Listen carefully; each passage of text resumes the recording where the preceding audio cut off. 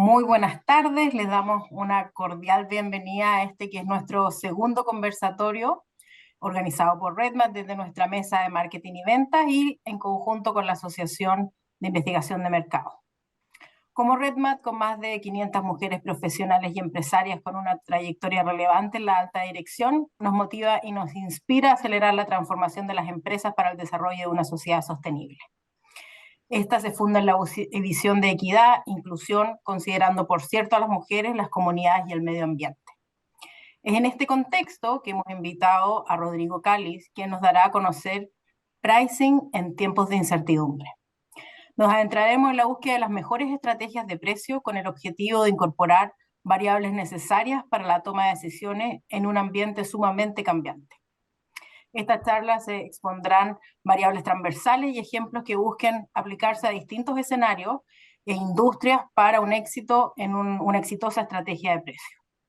Con este conversatorio tenemos la oportunidad de interactuar, intercambiar ideas y conocimientos y esperamos que nos vayamos con una visión más clara de cómo enfocar nuestras estrategias de precio y los factores que debemos considerar para ello.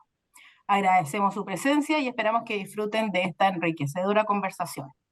Si quieren pueden ir dejando las preguntas en el chat. Apenas terminemos la charla, vamos a contestar cada una de ellas.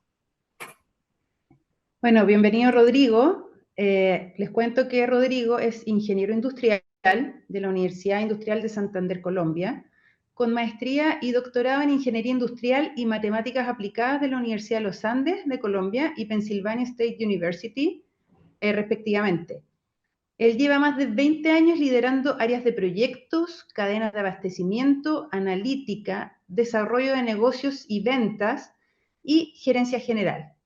Posee un amplio conocimiento en las industrias de consumo masivo, retail e investigación de mercados, tanto en compañías multinacionales como familiares en Latinoamérica y Norteamérica.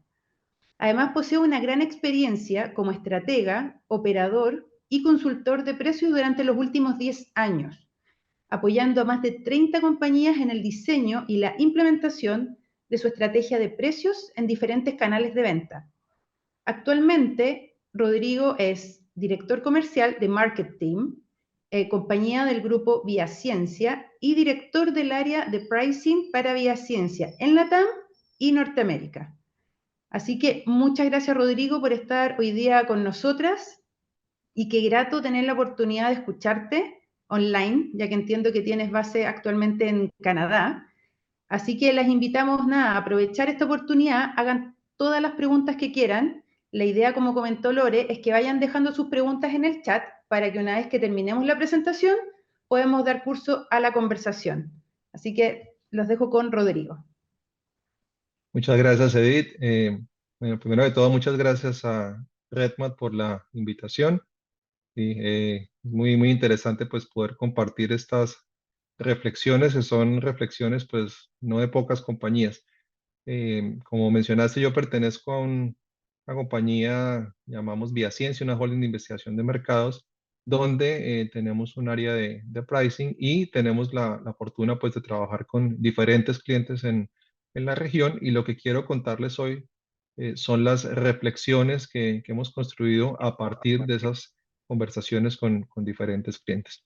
Pues vamos a tener, obviamente voy a presentar como un resumen de esas reflexiones, y sobre todo lo más importante es después poder tener el espacio para conversar, porque seguramente surgirán preguntas pues de la exposición. Bueno, entonces les agradezco me confirmen cuando se esté viendo mi pantalla. Se está viendo. Muy bien, perfecto. Bueno, entonces, esta charla está orientada fundamentalmente a pensar cómo aproximarse de una manera sistemática a la incertidumbre.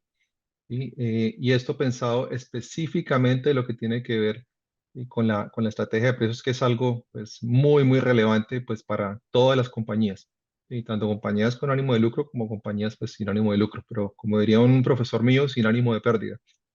¿Sí? Entonces sin duda, pues una de las áreas de decisiones que tiene un impacto financiero inmediato, y seguramente pues tener incertidumbre pues genera mucho estrés y muchas dudas a la hora de tomar decisiones. Entonces lo que quiero transmitir en esta charla es cómo no solamente hacer frente a la incertidumbre, sino también poder convertir el manejo de la incertidumbre en una ventaja competitiva. Ese es el principal mensaje pues, que pretendo transmitir en esta conversación. Y quiero abrir con esta imagen. Esto es una imagen de una de nuestras oficinas, la oficina de Bogotá. Y esto es una imagen, yo les diría, de hace tal vez un par de años, cuando estábamos recién saliendo, como en esa transición de salida de la pandemia. ¿Sí?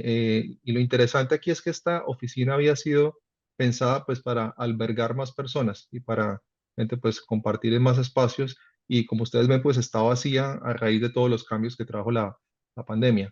¿Sí? Y entonces viene vamos a punto pues esta frase que es, bueno, ¿cómo queremos afrontar el cambio? ¿No? Vamos, mi punto de vista, y pues, por eso traigo esta frase a esta conversación es, bueno, depende cómo lo veamos. ¿Sí?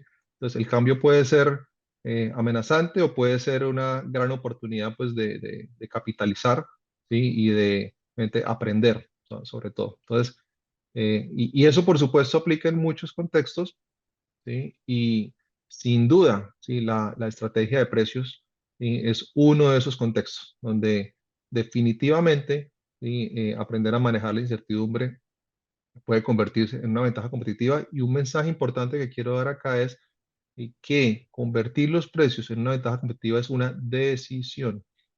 ¿Sí? Es decir, no solamente se puede reaccionar, ¿sí? a lo que hacen los competidores o vamos a los incrementos en costos, sino que además se puede de forma sistemática tomar decisiones, ¿sí? Y crear una metodología o una forma metodológicamente sólida de afrontar, ¿sí? Este tipo de decisiones, como es justamente lo que vamos a ilustrar en la charla. Y aquí hay una foto de una categoría que no está seleccionada por casualidad. Miren, aquí está la categoría de huevos. ¿Sí? Y seguramente muchos de ustedes pensarán, bueno, ¿cómo se colocan los precios o cómo definen las compañías que participan en este negocio, ¿sí? Sus precios?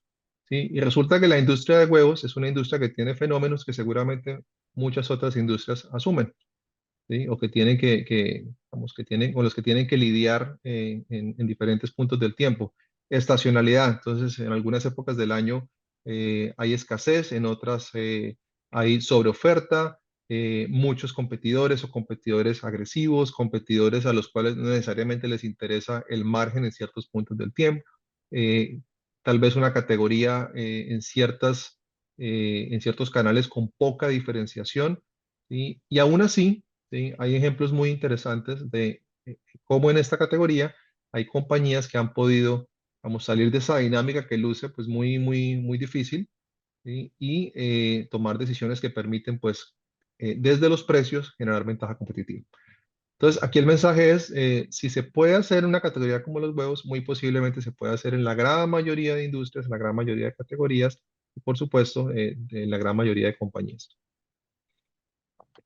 Bueno, entonces yo voy a presentar 5 reflexiones. Vamos, esto es como un paso a paso, ¿sí? De cómo abordar esto, ¿sí? ¿Qué cosas hay que tener en cuenta, vamos, para poder construir, vamos, una forma sistemática, ¿sí? De aproximarse al manejo de la incertidumbre, ¿sí? Y aquí quiero también dar un mensaje importante, y es, esto no necesariamente es algo exclusivo de las compañías multinacionales o de las compañías de gran tamaño. Yo pensaría, y desde mi experiencia puedo decir que afortunadamente eso es algo que yo diría cualquier compañía puede hacer, por supuesto, obviamente con las consideraciones específicas de vamos, lo que implica implementar ese tipo de cosas en cada una de las compañías, en cada uno de los negocios, en diferentes países, en diferentes canales. Pero pensaría que esto es una metodología transversal y sin duda puede ser replicada pues, en cualquier compañía.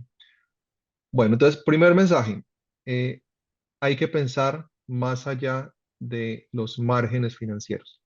Por supuesto, vamos, el margen, ¿sí? Tanto a nivel de PIG total como vamos, de producto es supremamente importante, pero el mensaje que quiero dar es que no es lo único. Miren, aquí estoy trayendo un ejemplo de una industria el de la industria de alimentos en Colombia y seguro como en Latinoamérica y en general en el mundo hay muchos ejemplos de estos.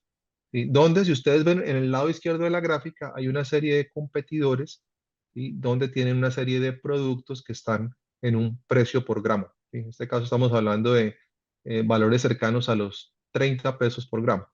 ¿Sí? Y sin embargo, una compañía, ¿sí? Que no necesariamente es la compañía líder, ¿sí? En ese segmento o en esa categoría, ¿sí? Decidió hacer una apuesta y después de investigar el mercado, de entender qué tipo de atributos podrían generar mucho más valor, ¿sí? Decidió generar un producto, ¿sí? Con unas características diferentes, un producto más premium, con un mensaje de valor diferente y decidió cobrar incluso más del doble, ¿sí? Del precio por gramo. Y oh sorpresa, un producto exitoso y en ese momento pues vamos, está presente en el mercado. ¿Sí? ¿Y por qué fue posible esto?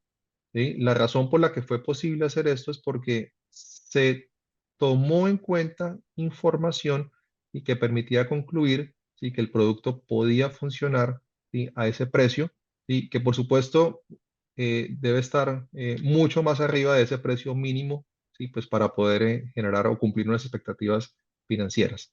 ¿Sí? Tal vez si solamente se hubiera tenido en cuenta la información financiera en cuenta, tal vez no hubiera podido ser posible colocar ese precio. ¿Sí? Entonces aquí requirió tener más información. Entonces simplemente como abrebocas, ¿sí? Y seguro hay muchísimos más ejemplos, vamos, en diferentes industrias, así como en esta de alimentos, también en, vamos, industrias B2B, vamos, cuando uno puede pues hacer ese tipo de racionales.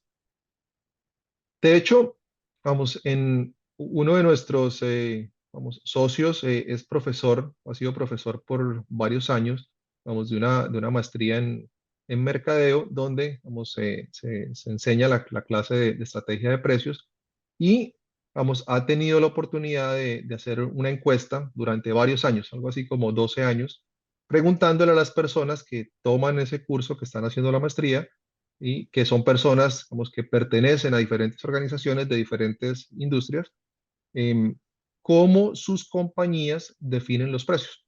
¿Sí? Y este es el resultado, digamos, lo que estamos viendo en la gráfica del lado derecho. ¿Sí? Y aquí hay, yo diría, tres hallazgos. Dos hallazgos que no son sorpresa, es decir, la gran mayoría de compañías, podemos estar hablando de más del 90%, sin duda tienen en cuenta la información financiera, y que pues, es como lo más intuitivo. Y después un alto porcentaje de compañías, si uno ve, digamos, tal vez el círculo, lo que encierra el círculo naranja a la derecha, y todo lo que, vamos, hacen las compañías que tienen en cuenta la información de la competencia, ¿sí? También un alto porcentaje. ¿Sí? Yo creo que hasta ahí no hay sorpresas, vamos, es lo usual.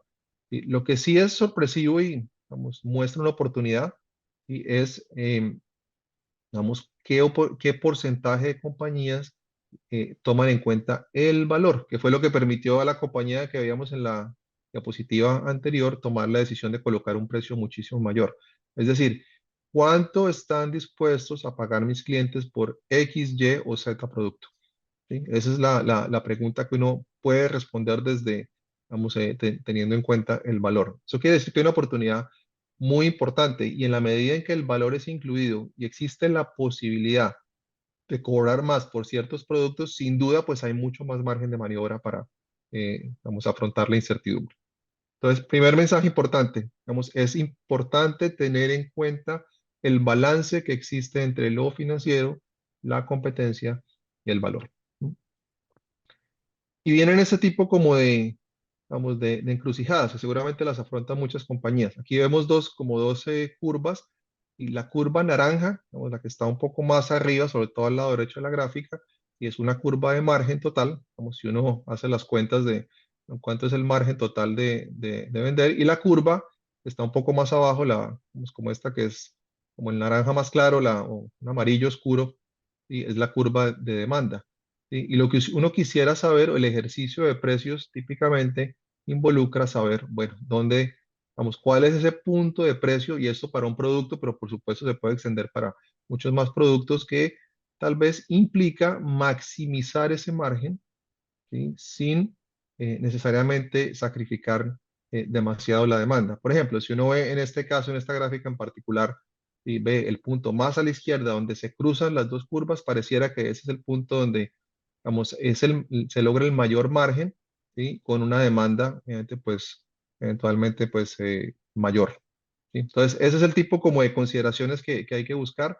Por supuesto, hay, vamos, como, vamos, hay, de cierta forma hay cosas que se comprometen. Es decir, típicamente, si, vamos, se reduce el precio, lo que seguramente va a pasar es que hay mucha más demanda, pero el margen se va a reducir. Entonces, ahí el punto es cómo encontramos ese balance y, por supuesto, para encontrar el balance hay que tener la información de la demanda. Entonces, eso implica tener información adicional y más allá de los, vamos, de los financieros. Y entonces, usualmente yo escucho que las compañías dicen, bueno, vamos a construir el caso de negocio. ¿Sí? El caso de negocio implica definir cuánto se puede vender a un determinado precio y para contestar esa pregunta, indudablemente se requiere información del mercado, poder construir una curva de demanda, como la que estamos viendo en esta gráfica.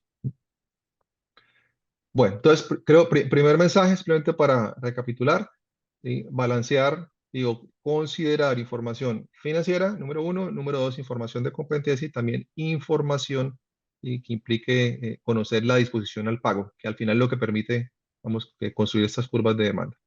Segundo mensaje, pues vamos como en orden. Pues ahora hablemos un poco del portafolio y de como de la diversidad geográfica. ¿Sí? Aquí viene un concepto muy importante, y en términos generales, que es el concepto de segmentación. Es un concepto, pues, vamos a entrar en todo lo que tiene que ver con estrategias de mercadeo. ¿Sí? Y lo que la teoría dice, en términos muy, muy sencillos, es que hay que construir segmentos que tengan necesidades diferentes de forma que se pueda maximizar el valor que se captura desde esos segmentos. ¿Y eso qué implica? Vamos ya desde vamos, algo más específico como la estrategia de portafolio y precios. Eso implica que para cada uno de esos segmentos hay que construir un portafolio de una estrategia de precios diferente.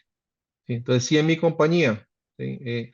Yo tengo identificados 3 canales y además 3 tipos de clientes, y entonces eso implica que tengo 9 segmentos, lo más probable es que tenga 9 listas de precios con 9 definiciones de portafolio. Si eso es poco o mucho, depende mucho pues vamos, de la capacidad operativa que tiene la compañía. Pero lo cierto es que lo que está tratando de hacer una compañía que hace ese tipo de segmentaciones, pues ofrecerle a cada segmento lo que mejor le funciona, ¿sí? En términos de productos o servicios y en términos de estrategia de precios. Entonces, acá hay, digamos, como lo que les estoy mostrando en esta lámina es, vamos, como los criterios usuales para segmentar. Sin duda la geografía es muy importante. Yo creo que no es un secreto para ninguno de nosotros que en las geografías pues hay preferencias y formas de comprar y consumir diferentes en general para productos y servicios. ¿Sí? Y por otra parte pues también están los canales, ¿sí? La forma pues como se llega al mercado, ¿sí? Bien sea en un negocio de bienes masivos o en un negocio de servicios o en un negocio B2B. ¿Sí? Y aquí el mensaje es, vamos, que no solamente se puede segmentar de esta forma, ¿sí? De hecho puede haber ¿sí? Criterios de segmentación diferentes. ¿Sí? Y, por ejemplo, y déjenme dar simplemente un par de ejemplos. Uno, por ejemplo, la apropiación digital.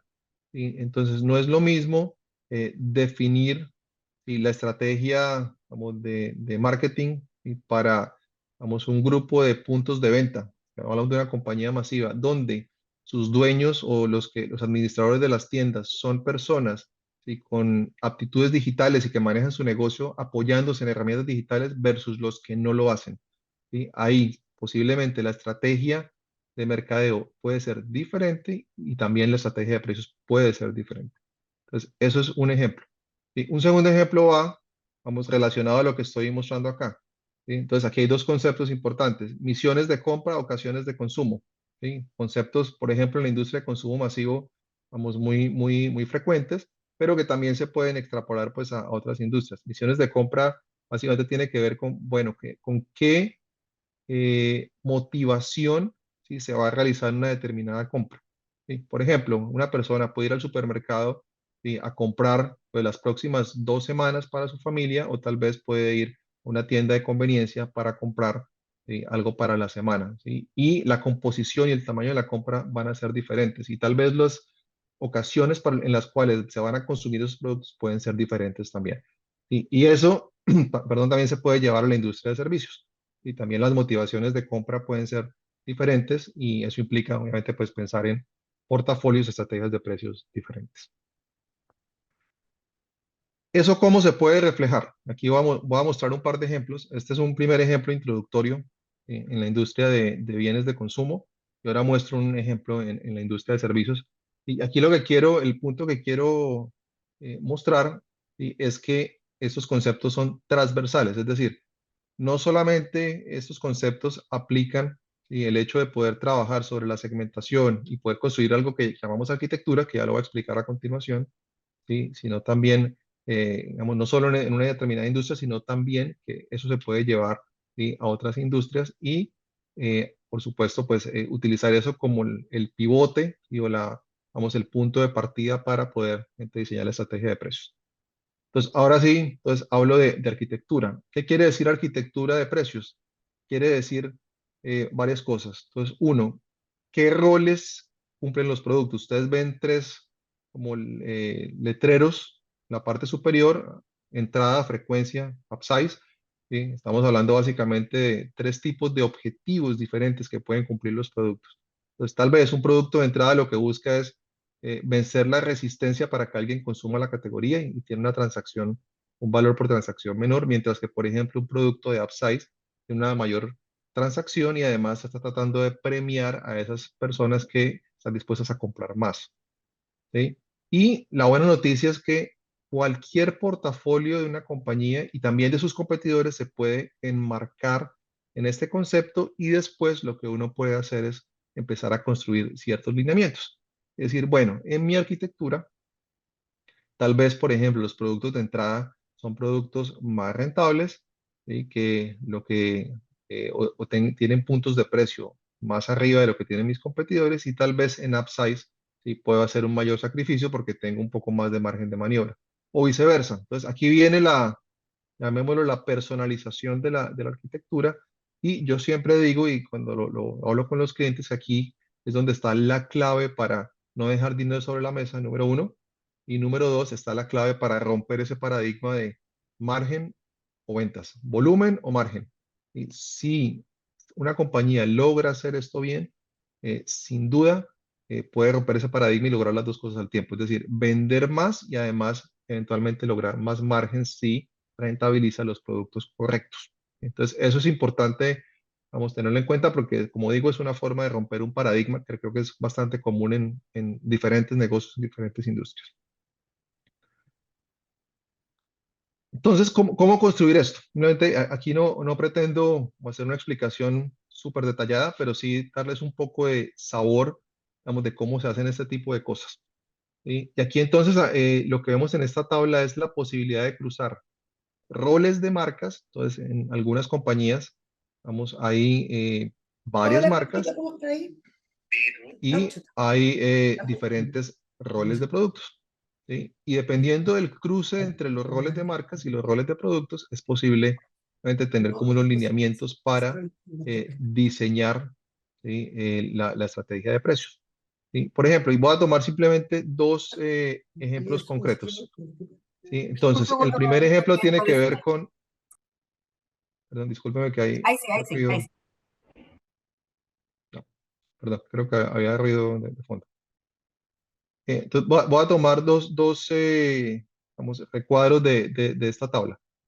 Entonces, el primer recuadro tiene que ver con, entonces pensemos vamos, en la parte izquierda de la tabla y vamos a la parte inferior. Entonces, los productos de entrada para una marca de nicho.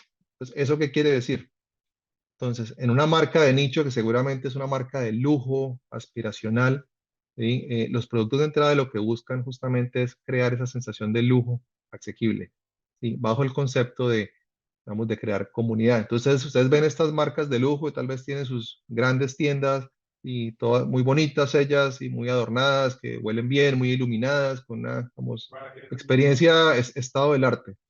¿Sí? Y hay productos que indudablemente tienen un valor de transacción mucho menor, ¿sí? Y el objetivo es atraer clientes, ¿sí?, a la marca y después llevarlos por el resto del portafolio. Entonces, eso es un ejemplo de cómo tener productos vamos, asequibles con un rol muy específico, ¿sí? Dentro de las marcas de nicho.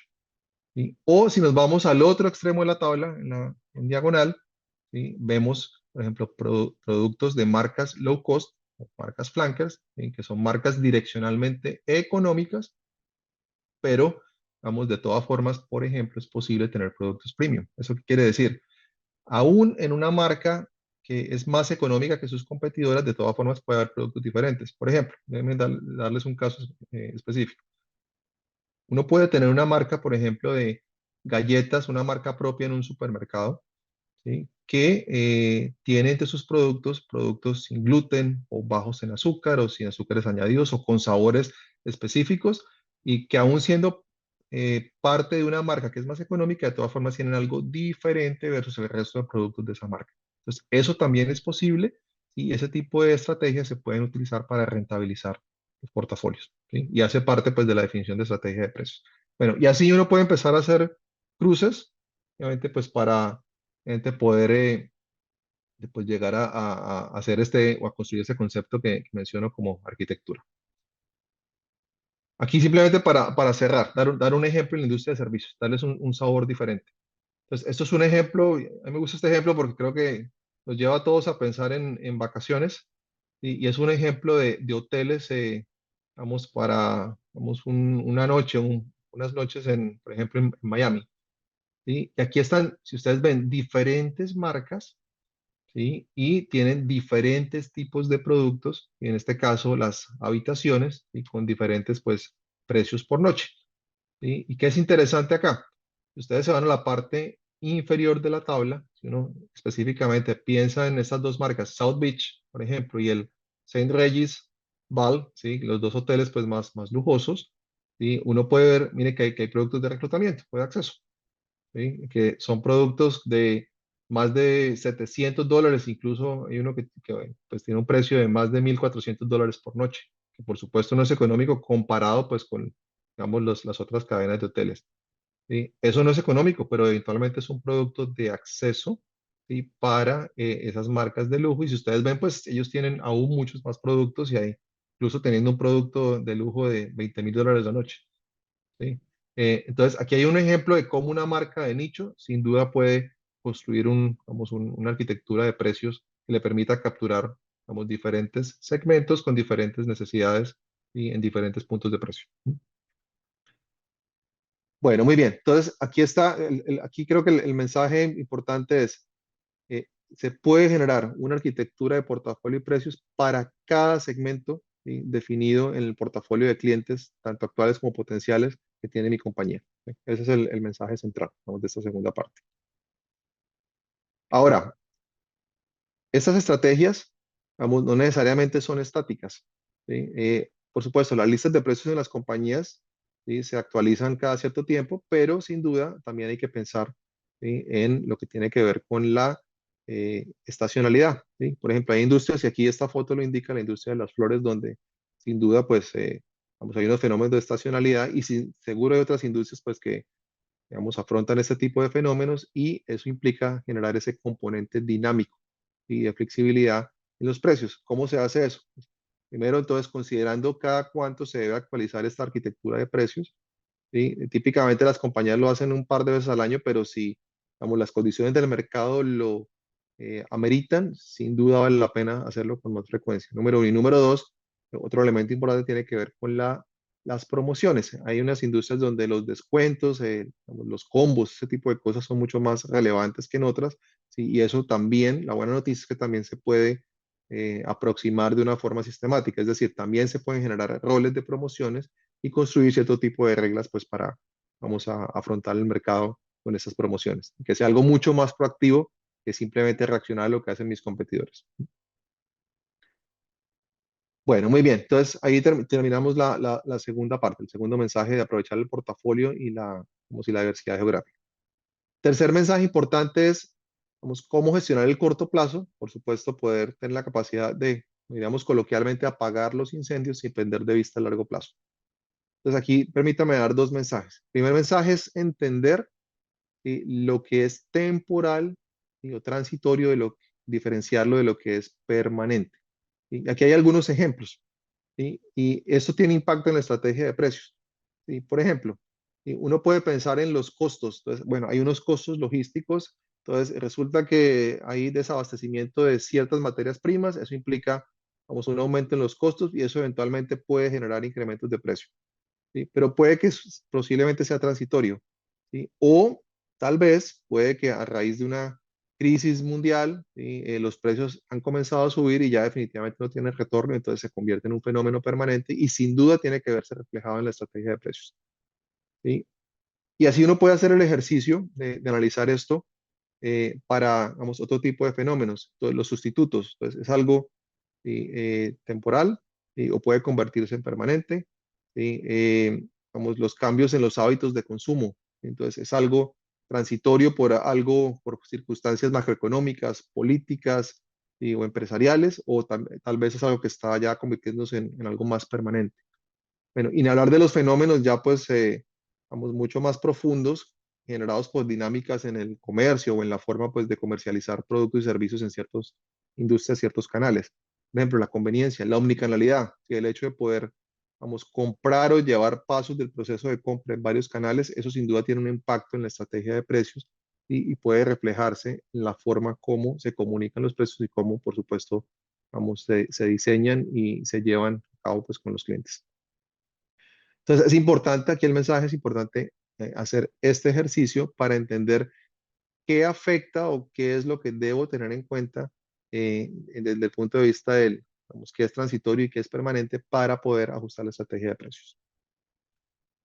Bueno, el segundo punto importante, y esto, vamos, pensando en hacer de la gerencia de precios una capacidad sostenible, tiene que ver con el liderazgo en la gerencia de precios, ¿sí?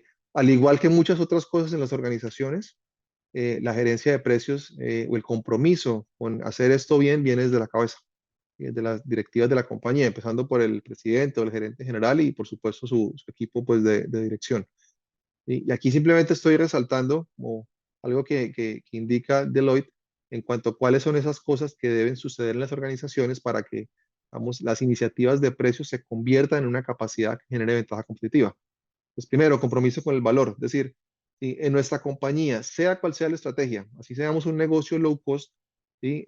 Estamos generando valor de alguna forma y deberíamos poderlo sostener, ¿sí? Número uno. Número dos, alineación de la estrategia de precios con la estrategia corporativa. Entonces, no puede ser que yo tenga los precios más altos del mercado, pero mi marca no tiene diferenciación o viceversa. Número tres, procesos de decisión efectivos. Es decir, no hay parálisis por análisis. Es decir, tenemos una forma de gobernar los precios que permite reaccionar de forma efectiva.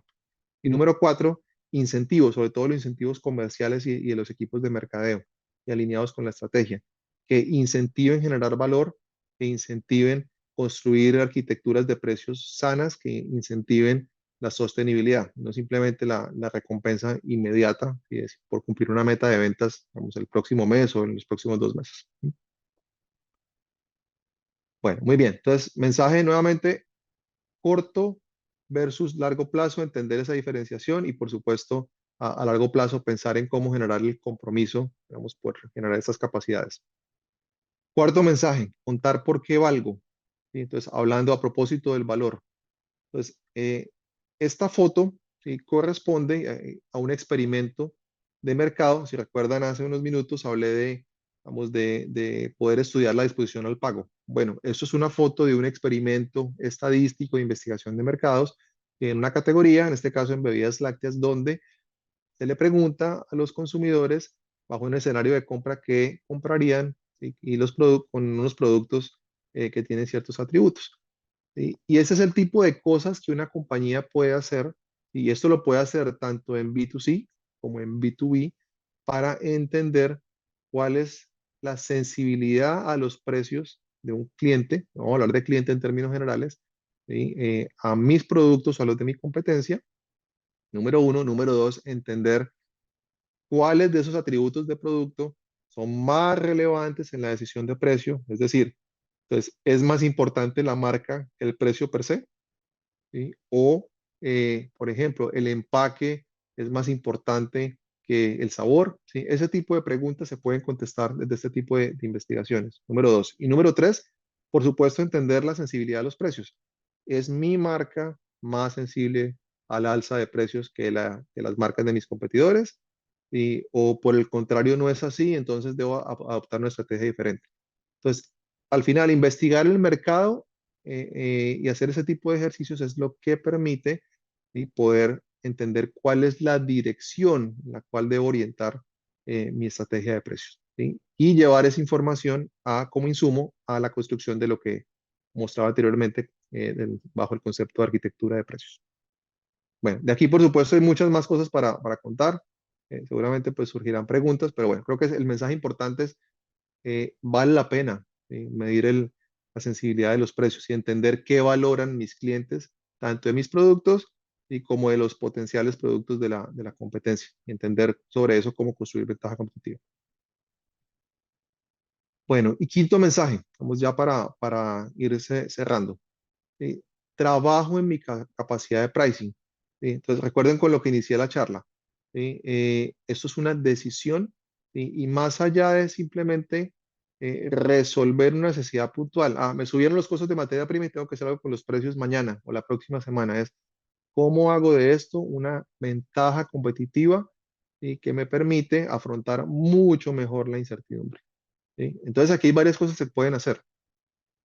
¿Sí? Y esto viéndolo desde diferentes áreas. Entonces, vamos, primera, creo que ya lo he mencionado en varias partes de la charla, pero entendimiento del mercado. Entonces, entender y para poder construir ese concepto de arquitectura, cuáles son los roles de los productos y cómo están jugando mis competidores, cómo se mueve el mercado en general, caracterizar la sensibilidad, es decir, desde el entendimiento del valor, poder construir estrategias de descuentos bajo diferentes escenarios, con diferentes perfiles de riesgo. Y eso es de la parte del mercado, porque al final es el insumo más importante para poder gestionar hacia el interior de la organización. En la gestión comercial, por supuesto, hay varias cosas que se pueden hacer.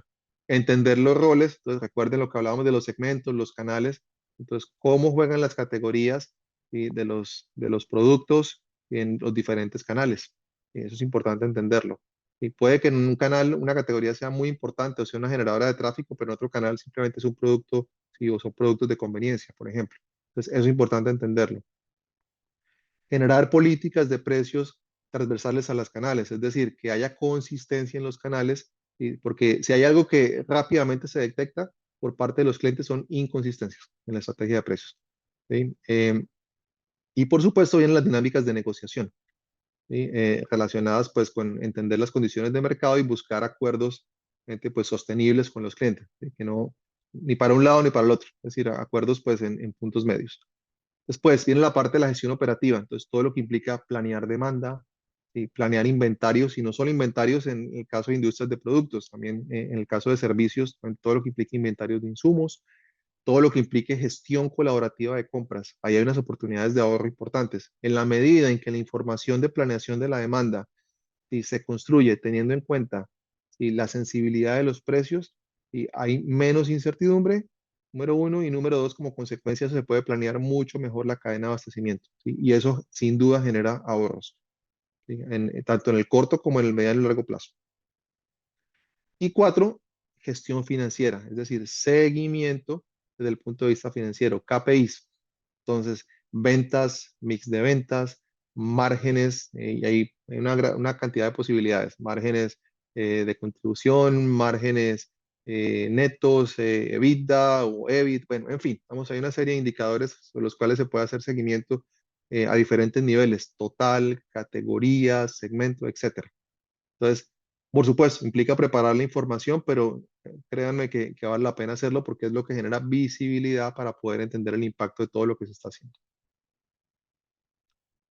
Bueno, para cerrar, entonces, iniciativas, cosas específicas, porque alguien diría, bueno, muy bien todo esto, ¿cómo empiezo? ¿Sí? ¿Qué cosas podría comenzar a hacer, digamos, en este momento si no las tengo? ¿Sí? O robustecer lo que ya tengo. Entonces, aquí algunas ideas, cosas específicas. Uno, inteligencia de precios. ¿Sí? Entonces, para poder saber qué hace mi competencia y qué se está ofreciendo en el mercado, pues necesito saber qué es lo que vende mi competencia. Entonces, necesito poder comparar producto, portafolio y los precios, y eso pues se hace a través de rutinas de inteligencia de precios. Uno, dos, negociación y con mis canales, como si hay intermediación, pues sin duda vale la pena pues tenerlo bajo control y entender cuál es el racional bajo diferentes escenarios. Tres, gestionar los precios, y sobre todo las compañías que tienen canales de comercialización propios, o sea, compañías que no tienen intermediarios, y lo más rápido posible, ojalá en tiempo real, pero si no se puede en tiempo real, con una velocidad mucho mayor. Eso sin duda permite tener información valiosa, a la hora de entender qué funciona y qué no. Planeación de la demanda, ¿sí? Eso suena muy logístico, muy operativo, pero sin duda da el oxígeno necesario para poder hacer ese tipo de cosas mucho más sostenibles en el tiempo. Y finalmente una cosa que también es interesante y creo que es una discusión abierta es el retorno a la inversión de toda la dinámica promocional. Es decir, y todos los descuentos, las promociones que hacemos a nuestros clientes, a nuestros consumidores, ¿sí? ¿Eso qué impacto tiene?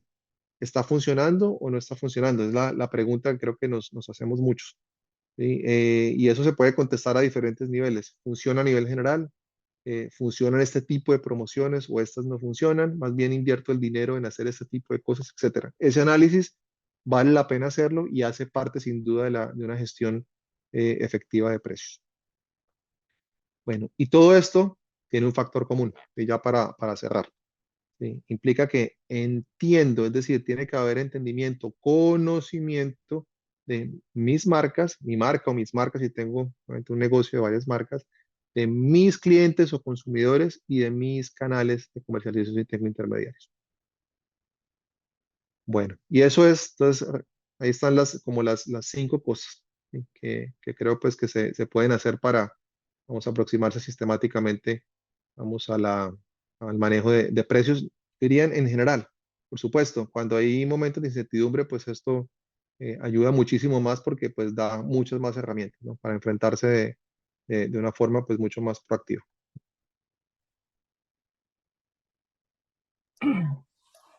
Muchas gracias, Rodrigo. Muy interesante. Ahí vamos a ver si hay preguntas, las pueden dejar en el chat o pueden levantar la manito si quieren hacerla también a Rodrigo. A mí me queda una pregunta, Rodrigo. Bueno, yo vengo del mundo de los dispositivos médicos. No sé si tienes alguna mejor práctica o best practice que puedas compartir quizás, porque claro, el consumo masivo es bastante a los ejemplos y todo, y los servicios también. En mundos más específicos, quizás viene también, fui anotando yo todos los puntos y efectivamente hay muchas de las cosas que son interindustrias. No sé si tienes algunos ejemplos quizás de esa industria u otras que nos puedas comentar. Claro que sí. Mira, por ejemplo, en dispositivos médicos, el ejercicio de los roles de productos es interesante y eso lo puedes hacer para diferentes categorías, incluso diferentes segmentos, ¿sí? Entendiendo que es una categoría que requiere, vamos, un alto nivel de especialización. Entonces, eso como primera instancia. Vamos, ese ejercicio de los roles, de hacer tu arquitectura de precios, sin duda se puede construir. Entonces, creo que es una primera cosa. Lo segundo, en ese negocio en particular, vamos, hay otra serie de valores agregados, porque al final no es una compra y no es que un director de compras de una clínica o de un hospital decide de un momento para otro, es que voy a comprarle a este proveedor simplemente porque vi la información en una página web, ¿no? O sea, es un proceso de compra realmente más informado y que tiene otra serie de componentes comerciales, ¿no? Entonces, uno puede acompañar su oferta de portafolio por, vamos, otro tipo de cosas. Por ejemplo, ofertas de valor no necesariamente relacionadas al producto. Oye, además de venderte el producto, te voy a dar este valor agregado.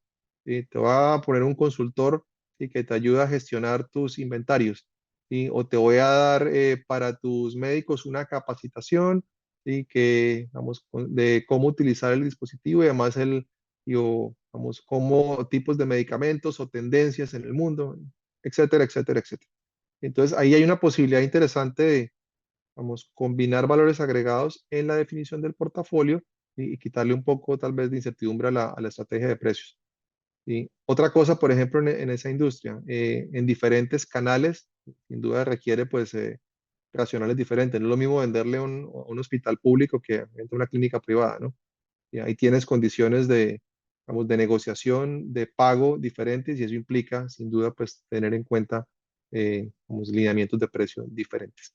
Entonces, eso en esa industria. Hay otras industrias, vamos, si pensamos en, como en negocios más industriales, no necesariamente de consumo, en el negocio B2B, ¿sí? Donde, vamos, usualmente hacer inteligencia de precios es mucho más retador. La buena noticia es que se puede hacer, por supuesto, con limitaciones, pero es posible recolectar precios, entender cuál es el portafolio, usualmente hacer o entender, como construir un lenguaje común y de cómo son los productos en ciertas industrias es, vamos, no es inmediato, pero se puede hacer, y una vez que uno tiene esa información es valioso, y porque no necesariamente todos los jugadores lo hacen.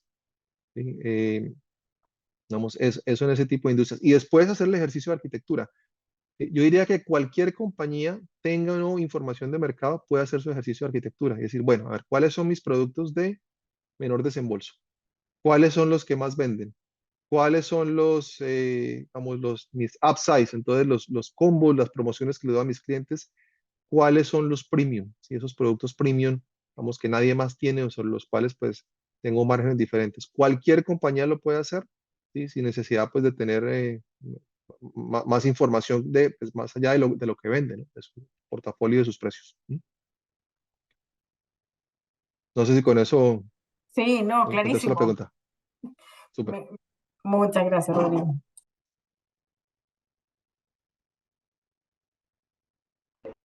Lore, hay una pregunta en el chat.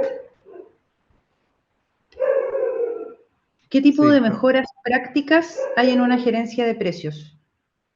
Elisa. muy bien. Mejores prácticas. A ver, resumamos en lo siguiente. Uno, medir el mercado. Es decir, tener información del mercado sin duda es una buena práctica. Y es muy difícil hacer gerencia de precios sin entender qué está pasando en el mercado. Entre más información se tiene, pues hay más ventaja competitiva, número uno. Número dos, el compromiso, ¿sí? De la compañía, vamos, de los directivos de la compañía para hacer de esto una ventaja competitiva. Que no sea simplemente algo táctico y donde simplemente hablamos de esto cada vez que tenemos que subir precios porque viene la negociación anual con mis clientes, ¿sí? O pasó algo en el mercado, entonces si la inflación subió más de lo esperado, etcétera. Aunque sea algo sistemático, proactivo. Entonces, recuerden lo que yo mencionaba, el corto y largo plazo. Es una buena práctica. El hecho de tener en cuenta el largo plazo, ¿sí? Hace que las compañías piensen diferente y se aproximen de forma diferente. Eso implica, por ejemplo, hacer apuestas como oiga, tenemos una persona que gerencia precios en la compañía o hay un equipo pues que gerencia precios y en la medida en que toman buenas decisiones, pues obviamente pues pagan la inversión que hay que hacer en ellos y en las herramientas pues que se requieren. Entonces, eso es otra buena práctica. Y otra buena práctica es tener un gobierno de precios, un proceso. Y entonces, a ver, cada vez que hay que tomar una decisión de precios, ¿sí? ¿Quiénes intervienen en el proceso de precios? Entonces, hay un analista o una persona de X área de finanzas o de mercadeo que construye las recomendaciones basadas en un análisis de arquitectura y después quién revisa y finalmente quién aprueba y qué tan rápido vamos al mercado y con este tipo de decisiones. Es otra buena práctica también, vamos, de gerencia de precios. ¿Sí? Y para cerrar, yo diría, otra buena práctica es estar monitoreando, ¿sí? ¿Qué hay en el mercado? ¿Sí? ¿Qué hacen las compañías, ¿sí? Que llevan muchos años trabajando en precios? Por ejemplo, mire, industrias como la industria de la hospitalidad o las aerolíneas llevan 25, 30 años trabajando con el concepto de revenue management, ¿sí? Que es colocar precios según la ocupación. ¿Sí? Entonces, no es un concepto nuevo, ¿sí? Y lo interesante es que hay industrias, ¿sí? Que están todavía a 20 años de llegar a algo así, y por la razón que sea. ¿Sí? Bueno, eso es interesante monitorearlo porque eso implica pensar fuera de la caja. ¿Sí? Voy a dar un ejemplo, un par de ejemplos que a mí me parecen muy interesantes. ¿Sí? Por ejemplo, la compañía Lego, que creo que todos ustedes tal vez la tienen en el radar. ¿Sí? La compañía Lego vende fichas, ¿sí? Juguetes para niños y de algún tiempo para acá lo que decidió hacer fue vender impresoras 3D, ¿sí? Y lo que ahora vende es el manual de cómo hacer fichas con las impresoras 3D.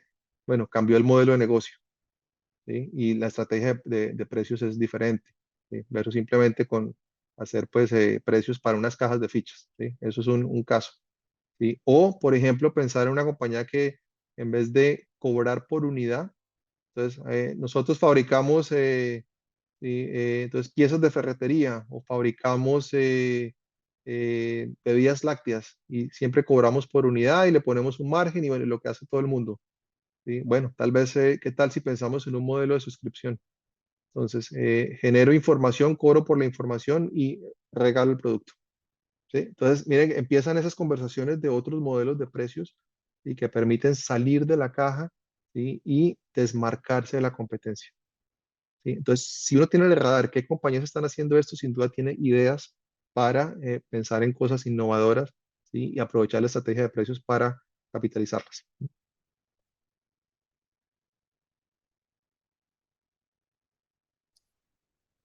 Bueno, ¿qué otra pregunta? Otra pregunta ahí en el chat dice, de Bernardita, ¿cómo definir una arquitectura de manera eficiente cuando en una empresa de consumo masivo es al final el canal el que elige el precio que llega al consumidor, así como también eligen las promociones en ciertos casos? Una pregunta. A ver, uno puede construir arquitecturas de precio, ¿sí? Basado, llamémoslo, en precios esperados, ¿sí? O tal vez con la foto actual de lo que está sucediendo en el canal.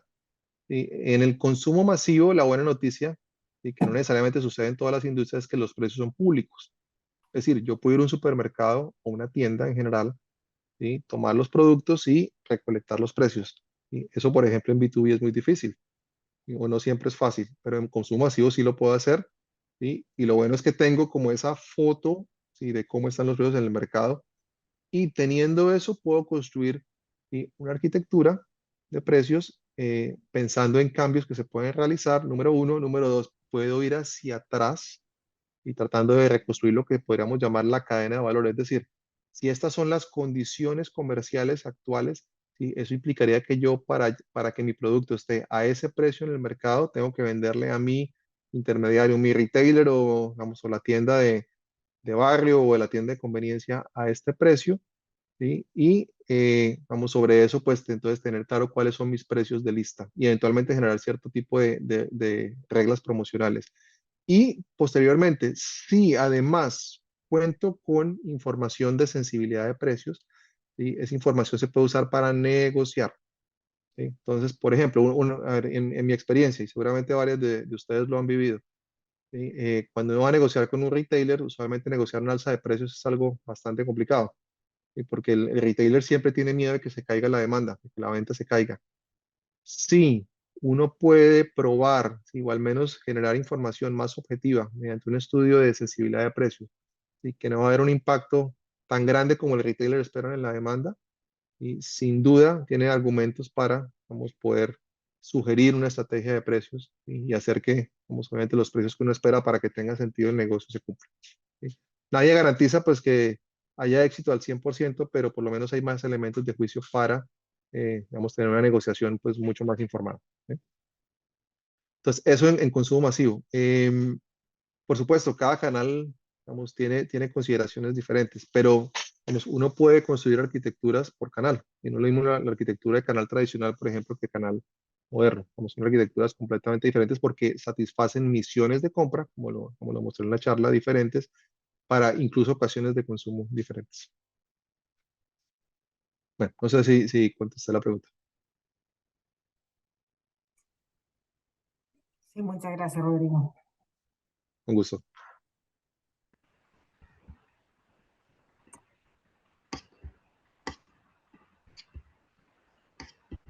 Bueno, muy bien. ¿Qué otras preguntas hay?